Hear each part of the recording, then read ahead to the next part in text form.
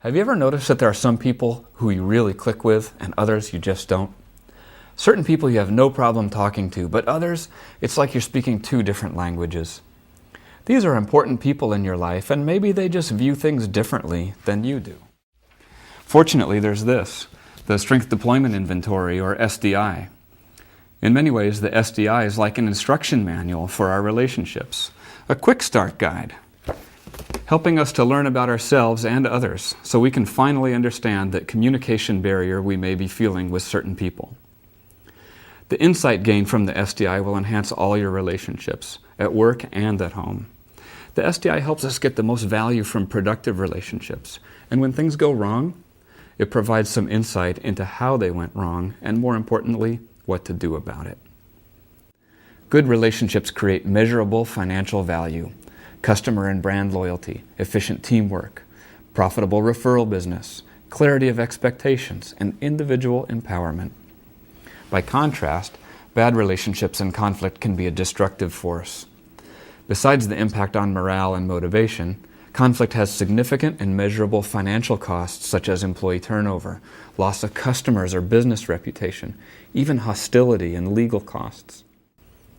Organizations who use the SDI in their training and development programs increase the frequency of good internal and external relationships, and they reduce the costs of conflict. So what is the SDI? It's a self-assessment tool that provides an understanding of what drives you and what drives others, an understanding that empowers you to communicate in a way that achieves results. It's the primary inventory in a suite of tools based on relationship awareness, a theory developed by prominent psychologist Elias H. Porter. 40 years after its release, the SDI continues to grow, adding value to the training programs of companies, universities, government agencies, and nonprofit organizations all around the world. The lasting impact of the SDI comes from the memorable results it produces for individuals and the unique but common-sense simplicity of the theory behind it. The SDI helps us go deeper in our understanding of behavior by taking a look at motivation or purpose. If behavior is what we're doing, motivation is why we're doing it. Knowing the motivation behind behavior is the key to understanding yourself and others. When you know what's important to people, you can more accurately interpret their actions and words and choose better approaches in your communication. Think of behavior like a buoy floating on the water. The buoy appears to float on its own, rising with the waves, moving with the current, but we all know that the buoy is connected to an anchor. That anchor is like your motivation or your core values. Behavior, like a buoy, can move around based on the environment. Instead of the tide and current, your behavior may shift based on who you're with, where you are, or what you're doing. Your behavioral buoy may have one location at work, but a different location at home. Meanwhile, the anchor, your motivational values, are more consistent. When faced with conflict or opposition, we may behave differently. That's because conflict causes something inside of us to change. We feel different. We want different things. We have different motives. And these different motivations result in different behaviors during conflict situations. Have you ever noticed that when conflict starts, some people want immediate action? Some want to think about it. And others just want everyone to get along. Many training and development efforts focus on improving on weaknesses. Relationship awareness recognizes that a weakness can be nothing more than a strength taken to excess or misused. For example, let's say you appreciate that I'm flexible, yet there may be times that my flexibility prevents me from making a decision, and that frustrates you. Conversely, I could be principled, which is a good thing until those principles get misapplied to an insignificant issue, and you might describe me as rigid, unbending, or inflexible. A lot of the conflict we experience comes from different perceptions of strengths. If I think I'm flexible and you think I can never make a decision, we've just found the door to conflict.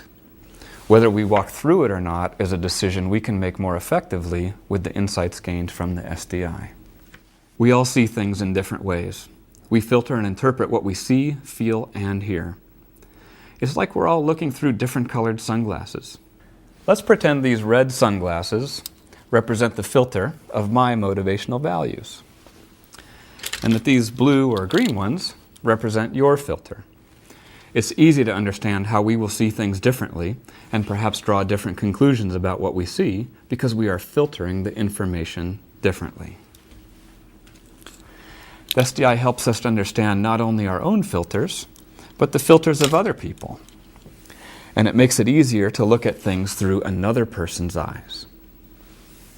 Part of what makes the SDI so memorable for people is the use of color. In fact, the SDI was the first self-assessment to use colors as shortcut names for inventory results. The use of blue, red, and green helps people easily remember their results and provides a common and neutral language for conversations that might otherwise be difficult. Each individual's result is displayed as an arrow on the triangle, with the dot representing motivational values and the arrowhead representing the changes in motivation during conflict.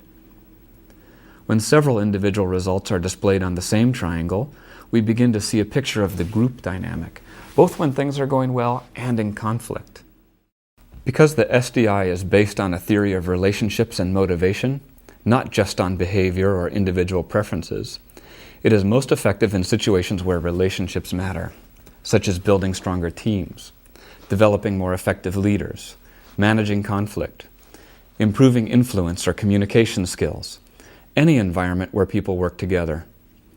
How can improved relationships impact your organization? What if you could speak the motivational languages of other people? How would your relationships be different if you had the instruction manual?